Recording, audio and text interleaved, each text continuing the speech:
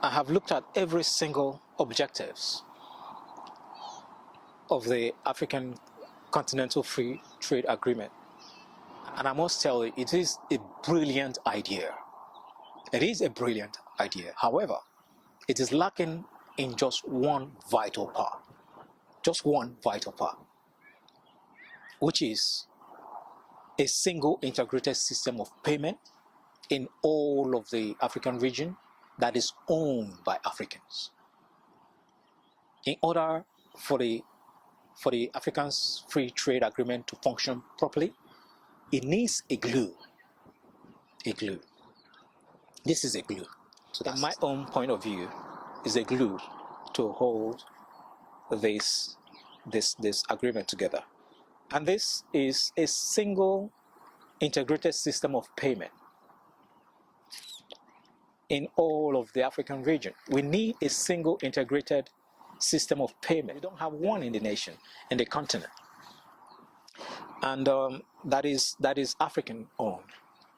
We need a single integrated system of payment in all of the African region that is owned by Africans.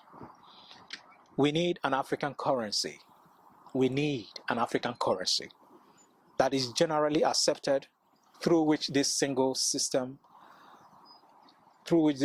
integrated system of payment would function.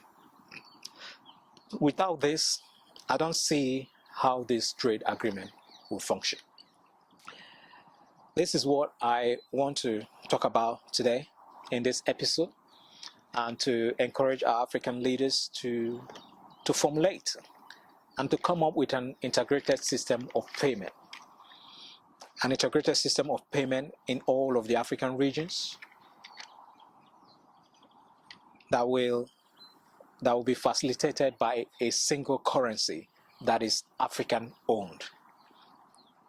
In my next episode, I'm going to be talking about the creation of a single central bank of Africa, and how African nations can pool their reserves from all countries, pool their reserves to the Central Bank of Africa,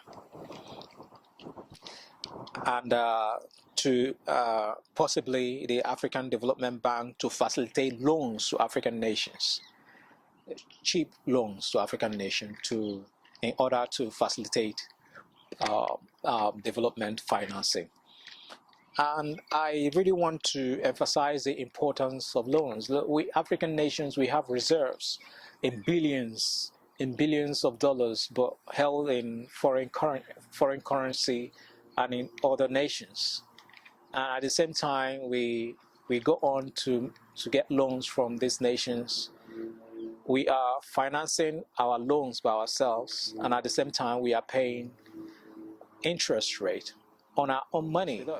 So if we can pool those reserves, create a single bank, a Central Bank of Africa, and pool those reserves to that bank, all international payment in an African country goes out through the Central Bank of Africa, and all international income comes through the Central Bank of Africa. That will really help in creating a source of loan for cheap loans for African countries that want loan for a transformation of their economy. And I believe that this is a vital part in the trade agreement. It is a vital part.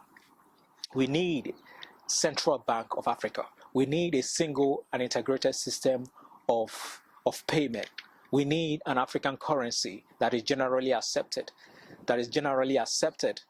as a means of payment. In order for this trade agreement to function properly, we need that. And I'm hoping and I'm believing that the leaders of Africans will understand the importance of this single integrated system of payment. The other day, I wanted to make a payment to a friend of mine. I just wanted to make a payment to him in Ghana, from a Zenith Bank in Africa to another Zenith Bank in another African country, but I could not. I had to make a payment in dollars. I could not have. I had to go and source the dollars myself to make that payment within an African continent. So I believe that the leaders, we understand the importance of this, and at the moment, we are having African diaspora willing to come back to the continent. Those that are able and willing to invest in the continent. We need to create a conducive environment. This is a single integrated system of payment and a currency that facilitate this integration. This single integrated payment system is a vital conducive element for African in diaspora to engage in investment in the continent. And there's been a lot of African diaspora coming back to invest in Africa, but they are coming back, they are investing, but we need to create an enabler environment in order to facilitate more of such investment. So I'm hoping that this will be an opportunity for the leaders. This is the time now for the leaders to wake up to their responsibility. So that is my presentation for today. So in a nutshell, the Continental Free Trade Agreement is a path in the right direction, and it needs to add the vital part that is lacking, which I termed the glue to this agreement, which is a single integrated system of payment in all of the African region. That means wherever you are, you can use your bank account, your local bank account, to make payment for services, for trade and services, without resulting to conversion of such money to a foreign currency before you can make such transactions. So we should be able to make transactions. We should be able to buy goods and services in other regions of the African nation using my local currency, using the currency from my bank account. So it is very vital that African leaders understand this, that this is a glue to the trade agreement, Continental Trade Agreement. I don't see the Continental Free Trade Agreement functioning without an integrated system of payment. So this is going to be the end of my presentation for today. To the next episode, I'm going to be talking about how we can create a single central bank of Africa and how African nations can pool their reserves to this under the Central Bank of Africa, and the needs to do that, and also not just the Central Bank of Africa, also the African Development Bank, in order to facilitate cheap loans to African nations, especially the Congo. The African Union, the African nations, the continent needs to do more for Congo.